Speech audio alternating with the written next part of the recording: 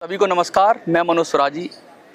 आज बहुत महत्वपूर्ण वीडियो है और आज की वीडियो में माननीय प्रधानमंत्री नरेंद्र मोदी जी को मैं पूरे खुले मंच से क्रिटिसाइज़ करूंगा उनकी योजना को, और ये बताऊंगा कि किस तरीके से सरकार के पास पैसे की कमी नहीं है, सरकार के पास संसाधनों की कमी नहीं है, सरकार के पास अनाप शनाप पैसा है और कुछ लोग उस पैसे का मिसयूज कर रहे हैं और उस पैसे को गलत योजनाओं में डाल रहे हैं जिनकी कोई ज़रूरत नहीं है। पूरा 1 लाख करोड़ का जो मैं बोलूँगा मितव्ययता या जिसको कहते हैं फिजूल खर्ची या जिसको मैं कहते हैं बंदर बाट, वो किया गया है और पेंशनर आज भी तड़प रहा है। 11,000 करोड़ रुपया लगभग ग्रांट देती है EPS 95 को सरकार हर साल, और 1 लाख करोड़ रुपया सरकार ऐसे ही उड़ा रही है। इस विषय पे भी बात करूंगा और कैसे बड़े आराम से सरकार चाहे तो पेंशन मिल सकती है, वित्त मंत्रालय चाहे तो पेंशन मिल सकती है, उस विषय पे भी बात करूंगा। तो आज जो मोदी प्रेमी हैं उनसे कहूँगा इस वीडियो से दूर रहें। मैं उनसे ये कहना चाहूँगा कि भाई साहब आप इस वीडियो को ना देखें, क्योंकि आज शायद मैं कुछ ऐसा बोल जाऊँ जो आपको बुरा लगे। प्रधानमंत्री को मैं सीधा सीधा कहना चाहता हूँ कि प्रधानमंत्री जी ऐसा मत करो, बुजुर्गों को इतना ना सताओ कि आपको फिर जनता करारा जवाब दे। लेकिन उस सबसे पहले मैं बताना चाहता हूँ, मेरे पास एक खबर भी है, वो खबर बड़ी ही संजीदा खबर है, मैं पढ़ूंगा, एक अखबार की खबर है, वो भी मैं आपको बताऊंगा। लेकिन आज की वीडियो बनाने का उद्देश्य ये है कि आपको ये बताऊं कि सरकार के पास तिजोरियां खजाना भरा हुआ है। सरकार चाहे तो लाखों लाख करोड़ रुपया खर्च कर सकती है, सरकार चाहे तो किसी को भी दे सकती है। ऐरे गैरे नत्थु खैरे उनको पैसा मिल रहा है, ऐसे लोगों को पैसा मिल रहा है जिन्होंने कभी पैसा मांगा नहीं। वो कौन लोग हैं, वो सरकार की ऐसी योजना क्या है, वो भी बताऊंगा इस वीडियो के माध्यम से। और ये भी बताऊंगा कि अब आपको कमर कस लेनी है और सरकार को जगाना पड़ेगा। मोदी जगाओ यात्रा की हम बात कर रहे थे, तो सरकार को आपको जगाना पड़ेगा, पूरी ताकत से जगाना पड़ेगा। मेरे पास दूर दूर से लोग फ़ोन आते हैं, पेंशन का क्या हुआ मनोज भाई, पेंशन का क्या हुआ, तो बताऊंगा पेंशन का क्या हुआ। लेकिन सबसे पहले एक खबर है, मैं चाहता हूं कि मैं उस खबर को आपके साथ शेयर करूं, और फिर उसके बाद जो एक योजना है सरकार की, केंद्र सरकार की योजना, जिसको लाल किले से अनाउंस किया और जिसके लिए 1 लाख करोड़ का बजट रखा प्रधानमंत्री ने, उसके विषय में बताऊंगा। 1 लाख करोड़, और वो किस तरह से योजना में बंदर बाट होगा, पैसे का बंदर बाट होगा, और वो आप ही के हक का पैसा है। मुझे ऐसा लगता है सरकार सोचे कि उसका पैसा है, लेकिन मुझे लगता है पेंशनर के हक का पैसा था 1 लाख करोड़, जो कि बंदर बाट के माध्यम से किसको लुटाया जा रहा है वो भी बताऊंगा, और जिसने मांगा नहीं उसको दिया जा रहा है, और जो भूखा है, प्यासा है, तड़प रहा है, दर्द से 10 साल से छटपटा रहा है, उसको आप उसका हक और अधिकार नहीं दे रहे हैं। तो यही सब आज वीडियो का माध्यम होगा। और वीडियो में अगर प्रधानमंत्री जी इस वीडियो को देखें तो मैं तो चाहूँगा प्रधानमंत्री जी भी इस पर गौर करें। और ये एक स्वस्थ क्रिटिसिज्म है, ये एक ऐसा क्रिटिसिज्म है जिसको करना निहायत ही ज़रूरी है, क्योंकि ये क्रिटिसिज्म अगर हम नहीं करेंगे तो शायद प्रधानमंत्री जी के नीचे बैठे हुए जो अफसर हैं, जो योजना बना रहे हैं, वो किस तरीके से खजाने का दुरुपयोग कर रहे हैं उसकी बात कभी सामने नहीं आएगी। मैं ये नहीं कहता कि सब चीज़ें प्रधानमंत्री करते हैं, लेकिन हाँ, अगर प्रधानमंत्री सर्वे सर्वा हैं और उनके नीचे बैठे हुए अफसर लाखों करोड़ रुपया लुटा रहे हैं, तो कम से कम प्रधानमंत्री को सावधान होना चाहिए। प्रधानमंत्री को उस पैसे को बचाना चाहिए, क्योंकि प्रधानमंत्री जी ने ही कहा है कि चौकीदार हूँ, मैं हूँ चौकीदार। तो चौकीदार के होते हुए अगर खजाने में से लाखों करोड़ रुपए की चोरी हो जाए या खजाने में से लाखों करोड़ रुपया लुटा दिया जाए एक ऐसी योजना के लिए जिसकी कोई ज़रूरत ही नहीं, जो किसी ने मांगी नहीं, और जो लोग परेशान हैं, तड़प रहे हैं, चिल्ला रहे हैं, दर्द से छटपटा रहे हैं, उनको उनका हक ना मिले, तो बड़े ही शर्म की बात है। चलिए, गुस्से में हूँ, योजना भी बताऊंगा कौन सी है, तो चलिए विधिवत शुरू करते हैं। सबसे पहले मैं एक खबर दूंगा आपको। एक खबर आई है, ये खबर मैं शायद अखबार आपका देख रहा हूँ, अखबार कौन सा है ये अमर उजाला में निकली है 22/8 को। एक मेरे पेंशनर नहीं भेजा, ये मार्क करके भेजा, उन्होंने लिखा हुआ अमर उजाला में 22/8 को। संसद डायरी है, उस पर ये एक खबर निकली है, हर दूसरे व्यक्ति को पेंशन 1500 से कम, यानी 80 लाख के करीब पेंशनर हैं और उसमें से लगभग आधे लोगों को 1500 से कम पेंशन मिल रही है। EPS 95 योजना की बात कर रहे हैं। ये कितनी दर्दनाक स्थिति है कि आप इस योजना का मतलब ही क्या रह गया कि अगर पूरी जिंदगी पैसा काटने के बाद अब 1500 से भी कम पेंशन मिलती तो पैसा कटवाने की जरूरत ही क्या थी एक प्राइवेट कर्मचारी को। उसको तो वैसे ही 2500-3000 रुपया मिल जाती है वृद्धा पेंशन, तो तुमको क्यों कटवाया? तुम्हारी योजना क्या सोशल सिक्योरिटी दे रही है पेंशन की योजना? इस पर कभी विचार करो। सोशल सिक्योरिटी पेंशन और 1500 रुपये, अरे डूब के मर जाना चाहिए, शर्म से डूब के मर जाना चाहिए सरकार को। इतना बड़ा ब्लंडर हो रहा है कि आधे से ज़्यादा लोगों को 1500 से कम। ये बात हजम होने वाली नहीं है। ये बात बिल्कुल ये बात का इंगित कर रही है कि अब ये जो पेंशन की योजना है ये कैंसर बन चुकी है। इस योजना का या तो सुधार कर दो या इसका योजना को ही हटा दो। इस योजना के नाम पर जो पैसे खाए जा रहे हैं EPFO के द्वारा वो बिल्कुल भी बर्दाश्त योग्य नहीं है। मैं पढ़ देता हूँ पूरी खबर क्या है। नई दिल्ली, श्रम एवं रोजगार राज्य मंत्री शोभा करंदलाजे ने राज्यसभा में बताया कि सेवानिवृत्त निधि निकाय EPFO की ओर से प्रशासित कर्मचारी पेंशन योजना 1995 के तहत हर दूसरे पेंशन भोगी को 1500 रुपये प्रति माह से भी कम मिलता है। योजना के तहत 81,48,490 पेंशन भोगियों में से, देखिए 81 लाख हो गई अब संख्या, भोगियों में से सिर्फ 53,541 को 6000 रुपये से अधिक मासिक पेंशन मिलती है। यानी सिर्फ 50,000 ऐसे लोग हैं जिनको 6000 मिल रही है। बड़े शर्म की बात है। ये डाटा ट्रेड यूनियनों की मांग के तहत मासिक पेंशन की मांग के मद्देनजर आया है। ब्यूरो अमर उजाला। तो कहने का मतलब ये है कि ये साफ साफ कह रहे हैं कि सरकार की ये योजना है, ये एक सफ़ेद हाथी है और इस सफ़ेद हाथी है एक ऐसा भंवर है जिसमें जितना भी पैसा कंट्रीब्यूशन का डाल दो ये सब निकल जाएगा EPFO और बदले में आपको कुछ नहीं देगा। ये बात है। अब बात करेंगे कि हम, ये तो खबर हो गई, लेकिन असली खबर कि सरकार कहती थी पहले, शायद आज से 5-6 साल पहले एक प्रस्ताव गया था वित्त मंत्रालय के पास कि 2000 रुपये मिनिमम पेंशन कर दी जाए। तो वित्त मंत्रालय ने ये कहकर उस प्रस्ताव को नकार दिया कि भाई हमारे पास पैसा ही नहीं है, बजटरी एलोकेशन हम नहीं कर सकते, 2000 नहीं दे सकते हम। 2000 देते तो कितना हो जाता, 10,000 करोड़ का बजट जो है अभी मिनिमम पेंशन का, 10-11 हज़ार करोड़ का 20,000 करोड़ हो जाता। लेकिन जब मैंने प्रधानमंत्री को लाल किले की प्राचीर से जोरदार भाषण देकर 1 लाख करोड़ की एक योजना बनाई और जिस योजना का जो खाने वाला पैसा अंत में किसके पास पहुंचेगा, EPFO के पास, 1 लाख करोड़ की योजना दी, 1 लाख करोड़ रुपया लुटाया गया लाल किले के प्राचीर से खड़े होकर। और किसको लुटाया गया मैं बताऊंगा। ये तो लूट ही है साफ साफ। अगर आप बिगर मांगे हुए अपने पैसे का मितव्ययता कर रहे हो, गलत तरीके से पैसा दे रहे हो, ये किसने योजना बनाई? 1 लाख करोड़ की योजना ऐसी बना दी। प्रधानमंत्री मोदी जी को दिखता नहीं है कि 1 लाख करोड़ रुपया ऐसे ही लुटा दिया गया। किसको लुटा दिया गया, कौन सी योजना थी, क्या कारण रहा कि प्रधानमंत्री जी 1 लाख करोड़ रुपया बांट रहे हैं और जो लोग ज़रूरतमंद है, जो सालों से तड़प रहे हैं, चिल्ला रहे हैं, परेशान हैं, दुखी हैं, व्यथित हैं, उनको नहीं दे रहे हैं। तो देखिए मैं दिखाता हूँ कि लोग कहते हैं कि पैसे की कमी नहीं सरकार के पास। तो आज मैं दिखाऊंगा कैसे योजना का बंदरबाट हो रहा है और कैसे पैसे की योजना है, वो कौन सी योजना है, वो योजना बता देता हूँ और उसकी हाइलाइट्स बता देता हूँ। फिर मैं उसको एक्सप्लेन कर दूंगा कि कैसे सरकारी खजाने का बंदरबाट हो रहा है, सरकारी खजाने की लूट हो रही है और उसके पीछे अंत में पैसा किसको जाएगा, EPFO को जाएगा। EPFO जो है ना, जो संस्था है जो पेंशनर देती है, जिसकी अभी मैंने खबर पढ़ी थी, उसको पैसा जाएगा।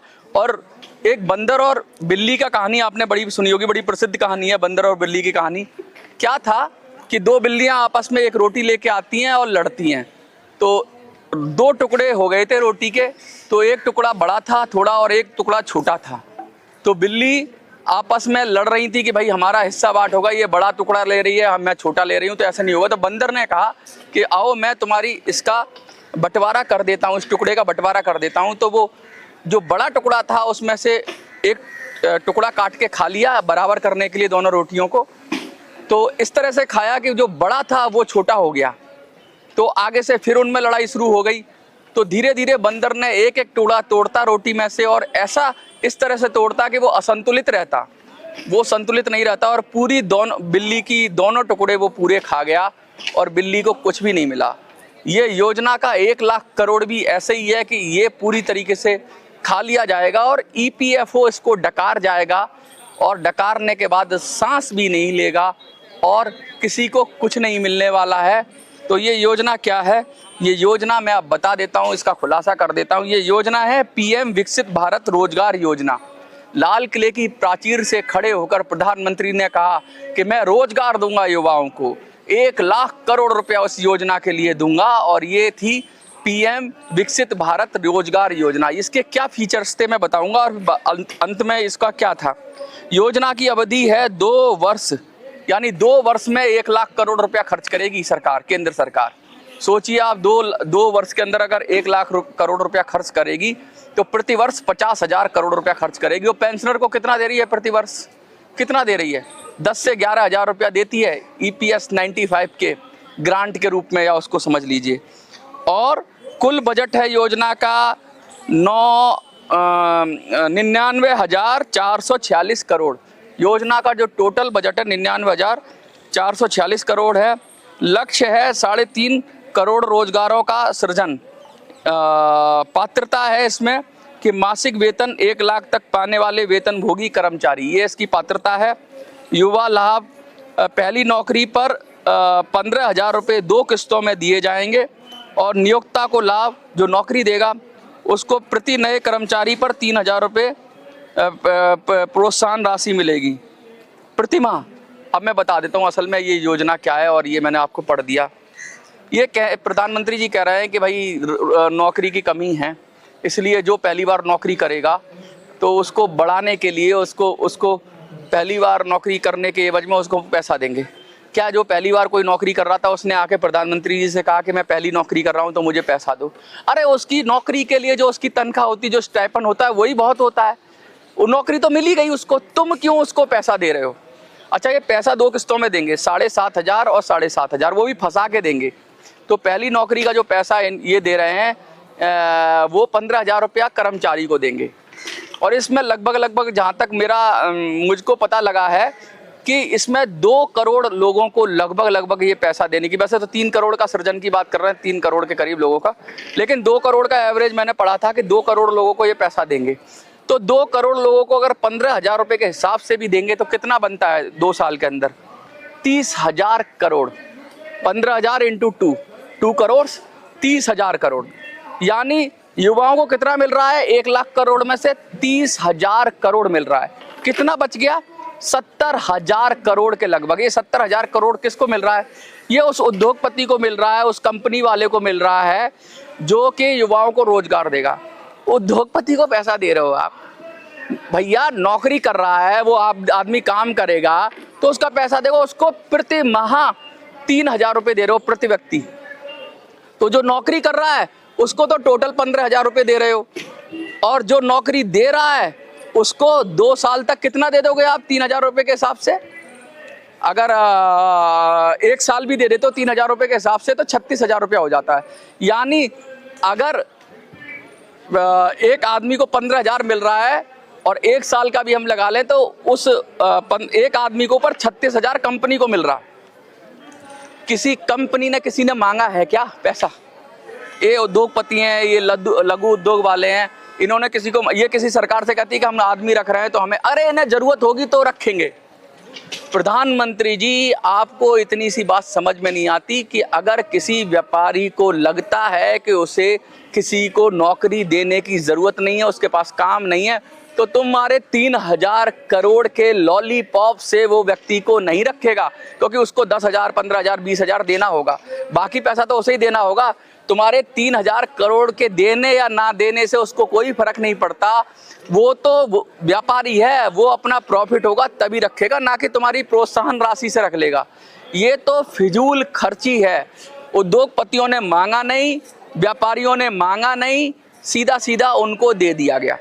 तो 70,000 करोड़ रुपया सीधा सीधा आप नौकरी के नाम पर जो बिजनेस करने वाली कंपनियां हैं उनको बांट दोगे 70,000 करोड़। बहुत बड़ी रकम होती है। किसी व्यापारी ने, और ये 70,000 करोड़ मांग रहे हैं, उस व्यापारी को मांग रहे हो, तो 70,000 करोड़ उसको दे दिया तुमने। क्यों दे दिया भाई? अरे व्यापारी तो पैसा कमाता है और टैक्स देता है, तुम उसी को पैसा दे रहे हो। मैं मानता मजदूर को देते, मैं मानता युवा को देते, मैं मानता किसान को देते, मैं मानता देश के अंतिम पायदान पे खड़े हुए व्यक्ति को पैसा देते। व्यापारी को पैसा देने की तुक नहीं बनती मोदी जी। व्यापारी को क्या चाहिए? व्यापारी को भी देना है।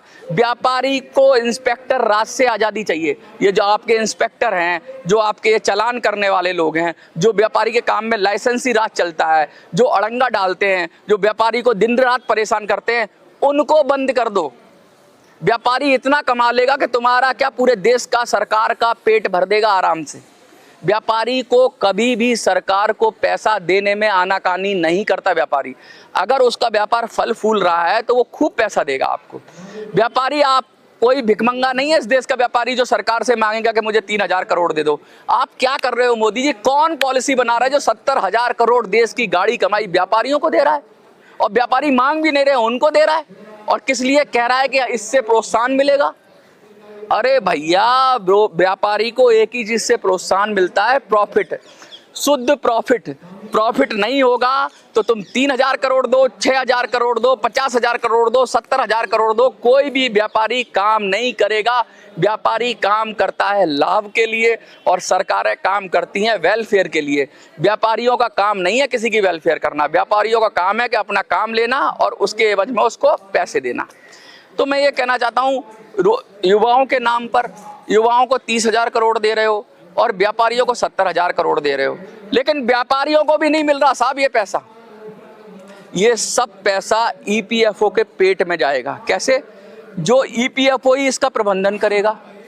ईपीएफओ इस योजना के पीछे है, क्योंकि जो नौकरियां करेंगे वो कहाँ करेंगे? ईपीएफओ में। और ईपीएफओ में व्यापारी नियोक्ता का भी कंट्रीब्यूशन होता है। तो तुम क्या चाहते हो मोदी जी कि आपके ये थोड़े से पैसे लेकर व्यापारी ज़्यादा नौकरियां देने लगेगा? क्योंकि ज़्यादा नौकरियां देगा तो ईपीएफओ में कंट्रीब्यूशन भी तो देना पड़ेगा। तो इस पैसे को देने से नौकरियां नहीं बढ़ेंगी। हाँ, इस पैसे का क्या होगा? मिसयूज होगा। जैसे अभी प्रतिवर्ष मान लीजिए पूरे देश में व्यापारी वर्ग या छोटी छोटी कंपनियां 20 से ज़्यादा जिनके एम्प्लॉई हैं, वो 1 करोड़ लोगों को रोजगार दे रही है। 1 करोड़ लोगों को रोजगार दे रही है, तो या 2 करोड़ लोगों को रोजगार दे रही है, तो वो तो 2 करोड़ लोगों को ही रोजगार देगी। वो 2 करोड़ से 2.25 करोड़ को नहीं करेगी। क्यों नहीं करेगी? कि वो फालतू में अपना खर्चा नहीं बढ़ाएगी। 3,000 रुपए के लिए आपके वो फालतू में और ज्यादा लोगों को रिक्रूट नहीं करेगी, क्योंकि उसको उसकी आवश्यकता ही नहीं है। जिस चीज की आवश्यकता नहीं है वो 3,000 के चक्कर में क्यों रिक्रूट करेगा? कोई बेवकूफ व्यापारी होगा। मैं व्यापारी होगा, मैं तो नए लोगों को नौकरी नहीं दूंगा साहब। मोदी जी सुन लो कान खोलकर, अगर मनोज स्वराजी व्यापारी होगा और मुझे एक आदमी रखना है, मैं सिर्फ इसलिए नहीं रखूंगा कि मुझे सरकार से 3,000 मिल रहे हैं। उस प्रोत्साहन राशि का मेरी कंपनी पर कोई असर नहीं होगा। मोदी जी कान खोलकर सुन लो, तुम्हारे 3,000 जो तुम्हारा लॉलीपॉप है उससे मुझे कोई भी फर्क नहीं पड़ता। मुझे फर्क पड़ता है कि आदमी अगर मैं रखता हूं तो वो मुझे कमा के दे, और अगर वो मेरे लिए लायबिलिटी है तो तुम 3,000 दे दो, 6,000 दे दो, हाँ तुम पूरी तनख्वाह दे दो उस आदमी की, तब तो मैं रख लूंगा। तुम 2 तनख्वाह मैं काम करा लूंगा फ्री में, लेकिन तुम्हारे 3,000 के लिए मैं उसको नहीं रखूंगा। मैं ये कहना चाहता हूं। तो फिर व्यापारी भी उतनी नौकरी देगा, 2 करोड़ लोगों को नौकरी देगा, या 1 करोड़ व्यापारी वर्ग या पूरा समाज उतनी नौकरी देगा, और तुम उन्हीं के लिए 3-3 हजार रुपये देते रहोगे प्रति आदमी को। व्यापारी ने नई नौकरी तो सृजन की नहीं, क्योंकि तुम्हारे उस मोटिवेशन से वो नई नौकरियां नहीं देगा। उसकी तो ऑलरेडी एक रिक्वायरमेंट होती है। जैसे कोई पूरा पब्लिक सेक्टर है या पूरा व्यापारी वर्ग है, वो पूरे 1 साल में 2 करोड़ नौकरियों का सृजन करता है या 1 करोड़ नौकरियों का सृजन करता है, तो जो वो कर रहा था वही करेगा। लेकिन उसको उस करने के लिए खाम में 70,000 करोड़ रुपया मिल जाएगा। और जो पहली नौकरी कर रहा है, नौकरी तो लग गई उसकी, उसको खाम में 2 किस्तों में 15,000 रुपया मिल जाएगा। यानी इन्होंने ना मांगा ना कुछ किया, और कोई अफसर ने योजना बनाई और 1 लाख करोड़ की मितव्ययता कर दी, 1 लाख करोड़ रुपया बांट दिया। कहने का मतलब क्या है? ना तो इससे नौकरी बढ़ी, हाँ, इससे एक फायदा होगा, एक परसेप्शन बनेगा। कल को कोई आंकड़ा दिया जाएगा कि हमने 2 करोड़ लोगों को इतने पैसे दिए प्रधानमंत्री की योजना में, तो प्रधानमंत्री जी क्या बोलेंगे मन से खड़े होके? हमने 2 करोड़ लोगों को रोजगार दिया। अरे भाई, 2 करोड़ लोगों को रोजगार नहीं दिया, 2 करोड़ लोगों को रोजगार फिर भी मिलता। आपने उन 2 करोड़ लोगों पर अपना कुछ पैसा खर्च करके उन पे ठप्पा लगा दिया कि प्रधानमंत्री के द्वारा प्रदान किए गए रोजगार है। ये कहते हैं कि दूसरे की चीज पर अपना ठप्पा लगाना, कुछ पैसा दे देना। यानी कि रोजगार तो ऑलरेडी 2 करोड़ ही होते। ठप्पा तब लगाओ मोदी जी जब कुछ आप नया सृजन करो। जो ऑलरेडी मार्केट में था उस पे अपना पैसा देके, एडिशनल पैसा देके और अपनी पीठ थपथपा लेना जनता को मूर्ख बनाने से ज्यादा कुछ नहीं है। और बहुत दुख के साथ कहना पड़ रहा है कि 1 लाख करोड़ रुपया आपने ऐसे ही व्यय कर दिया, ऐसे ही बांट दिया। 70,000 करोड़ व्यापारियों को बांट दिया, 30,000 करोड़ रुपए नए रंग रूटों को बांट दिया, जिसमें 15,000 की, और इसमें भी 2 किस्तों में देंगे, पहले 7,500 देंगे, फिर 7,500 देंगे। आप पेंशनर को क्यों नहीं दे रहे हो मोदी जी? इसका मतलब या तो आपको समझ नहीं है, ये ना आपको अकाउंटिंग आती, ना आपको देश चलाने की समझ, और जो नीचे आपके बैठे हुए हैं वो ऐसी योजनाएं बनाते हैं, ऐसे सफेद हाथी बनाते हैं जिसमें सिर्फ ब्रांडिंग हो। क्या आप अपनी ब्रांडिंग के लिए 1 लाख करोड़ खर्च कर दोगे? ना तो नए रोजगार सृजन हो रहा है, ना व्यापारियों को इससे कोई मोटिवेशन मिल रहा है मेरी समझ से, और ना ही नए जो नौकरी कर रहे हैं लोग तो स्टाइपेंड पे नौकरी करते हैं, लोग तो एक्सपीरियंस के लिए फ्री में नौकरी करने को तैयार हो जाते हैं। बड़ी बड़ी कंपनियां, आप शोषण कह लो, कुछ भी कह लो, उनको 1 साल के लिए ट्रेनी रख लेती हैं। लोग तो एक्सपीरियंस लेते हैं, नए लोग हैं, काम सीख रहे हैं, मिल रहा है पैसा, अच्छी बात है, वो तो उसकी नौकरी लग गई। जिसकी नौकरी नहीं मिली, बेरोजगार है, उसको देते 3,000, तो मैं मानता। ये जो 15,000 करोड़, वो 30,000 करोड़ है, जो 15,000 रुपया दे रहे हो आप, ये बेरोजगारी भत्ता देते तब तो मुझे लगता है 2 करोड़ लोगों को, तब लगता मोदी जी आप सचमुच युवाओं की कर रहे हो। जो नौकरी करने में लग गया, जो पहले ही नौकरी में लग गया, उसी को पैसा दे रहे हो आप। अरे जिसको नौकरी नहीं मिली उसको दो ना पैसे। 30,000 करोड़ क्यों नहीं दे रहे हो उसको नहीं दोगे आप? और अगर आप उसको देते तो वो आपका वोटर बनता कल को। मैं कह रहा हूं, ये जो अफसरों ने, जिसने भी योजना बनाई है, इससे आप मोदी जी को भी कोई फायदा नहीं होने वाला। इससे सिर्फ फायदा होगा तो व्यापारियों को फायदा होगा, क्योंकि वो नई नौकरी करेंगे नहीं, नई नौकरी करने में उनको फायदा नहीं होगा, और उनको घर बैठे हिंग लगे ना फिटकरी और रंग भी चोखा ही चोखा। 70,000 करोड़ रुपया सरकारी खजाने में से निकल कर सीधा व्यापारी वर्ग के पेट में चला जाएगा, और एक नई नौकरी नहीं होगी, क्योंकि व्यापारी तभी नौकरी देगा जब उसको फायदा दिखेगा। मैं कहता हूं मोदी जी देखो, बहुत हो गया, अब जाग जाओ। मोदी जी, गुस्से में कह रहा हूं आज, और मोदी के भक्तों सुन लो, तुमको जो कहना है कहो मुझे, लेकिन मैं ये कहना चाहता हूं कि इतना बड़ा ब्लंडर, सामने सामने बंदर बांट, 1 लाख करोड़ का बंदर बांट, 1 लाख करोड़ की लूट हो गई लाल किले से खड़े होकर, और किसी ने भी इस योजना के बारे में 2 शब्द नहीं बोले, ना पक्ष बोला ना विपक्ष बोला। किसी ने इस पर एनालिसिस नहीं की। बड़े बड़े प्रकांड पंडित तेल मालिश करके सो गए, बड़े बड़े जो दिन भर मोदी को कोसते हैं उल्टे सीधे लेके। अरे मैं कहता हूं, देश के प्रधानमंत्री हैं, आप उनको फैक्ट पे क्रिटिसाइज करो ना, बिगर बात के मोदी के अच्छे कामों को भी खराब बताएंगे, दिन भर उनको गाली देंगे। और जब मोदी, जहां पर आप उनको टारगेट कर सकते हो, उनकी नीति में संशोधन कर सकते हो, जहां क्रिटिसाइज कर सकते हो, वहां कोई माई का लाल उठ के नहीं आता है जिसने इस योजना का विरोध किया हो। कोई विपक्ष का नेता नहीं आता। मुझे लगता है देश में विपक्ष नाम का जो लोग हैं, इनका दिमाग खत्म हो चुका है, इनकी बुद्धि खत्म हो चुकी है, इनके पास कोई आंकड़ा नहीं है, कोई योजना नहीं है, कुछ नहीं है, इनका नाश हो चुका है विपक्ष का। और सारे एंटी मोदी विरोधी हैं जितने भी चैनल, उनका भी नाश इसलिए हो चुका है कि वो सिर्फ सुबह से शाम मोदी को गाली देने का काम आता है, दिमाग उनको भी नहीं लगाना है। जहां मोदी जी को क्रिटिसाइज किया जा सकता है, जहां मोदी जी को फंसाया जा सकता है, जहां मोदी जी को गलत ठहराया जा सकता है, वहां नहीं गलत ठहराते। ऑपरेशन सिंदूर को गलत ठहराने में लग जाएंगे, फलानी चीज को हिंदू मुस्लिम करने में लग जाएंगे, ये चीजें करने में लग जाएंगे। जहां मोदी सही है, लेकिन जहां गलत है वहां कोई आवाज नहीं उठेगी।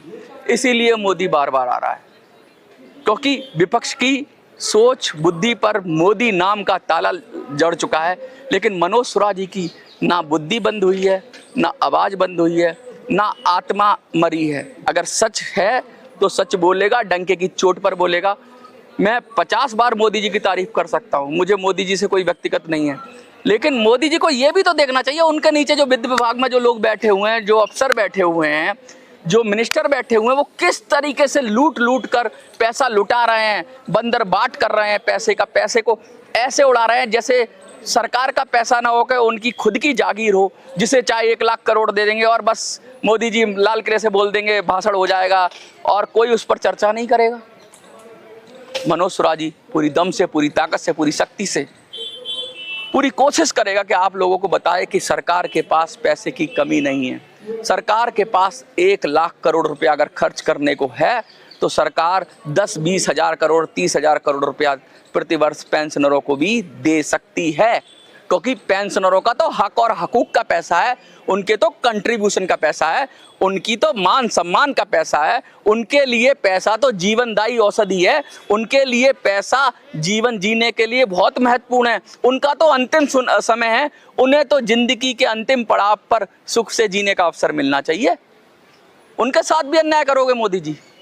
अगर ऐसा अन्याय करोगे ना तो ऊपर वाला तो देख रहा है। मैं कह रहा हूँ आपकी वाहवाह हो रही है, बहुत अच्छा हो रहा है, लेकिन इतनी वाहवाह करके ऐसे पैसा बर्बाद करोगे देश का।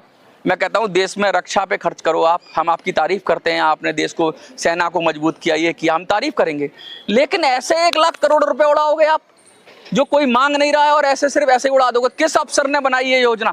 तुरंत इसको स्क्रैप किया जाना चाहिए, इस योजना को खत्म किया जाना चाहिए और 1 लाख करोड़ रुपया जो इस योजना के लिए आवंटित कर रहे हो आप, उसके जरिए पेंशनरों को पेंशन दी जानी चाहिए और मुझे लगता है 3-4 साल तक आराम से दी जा सकेगी। जो भी मांग रहे हैं वो 7,500, 9,000 जो भी मांग रहे हैं बड़े आराम से दी जा सकेगी, कोई सरकार को तकलीफ नहीं होगी। और मोदी जी अगली बार फिर प्रधानमंत्री बन जाएंगे, क्योंकि इतने लाखों लाख लोग उनको दुआएं देंगे, उनको वोट करेंगे कि मोदी जी की हर जगह डंका बजेगा। और अगर ये योजना स्क्रैप नहीं की तो मोदी जी को 240 से 40 पर निपटा देगी ये जनता। मैं तो बस यही कह रहा हूँ, और ये मैं इसलिए कह रहा हूँ कि मैं मोदी जी का विरोधी नहीं हूँ, मोदी जी को सच्चाई दिखा रहा हूँ, और सच दिखाना विरोध करना है तो मैं विरोधी हूँ।